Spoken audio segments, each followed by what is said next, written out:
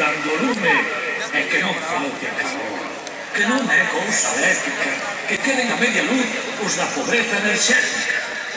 E xa postos a pedir, pídolle aos partidos que se deixen de liortas, que asinen os orzamentos, que non peten na mesma pedra e que se encabile dunha vez a reforma de la vera.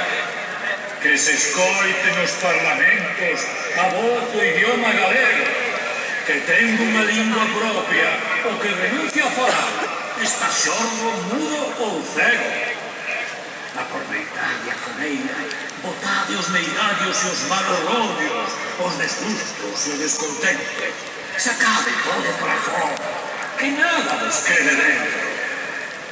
Pronto serei cinza o vento, queimado, ben queimado. Pero digo vos, amigos, que me quiten o bailar. Unha noite no muiño, unha noite non é nada.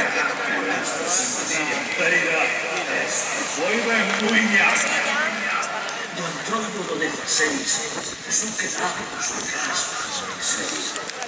Pro mar vai a sardina, pro ceo vai como Deus, o mono o sétimo día. Rematou o que se daba, xa non queda máis farina. Adeus, adeus, que me vou. Rematou o xogo de tronos, agora ven o tempo da colesa. Preta pisa la terra, toca vivir cada día. A mal tempo, boa cara, que reine na rúa alegría. Paro o paro, e fogar os refugiados. Erradicar a violencia de xénero, e todo xénero de violencia.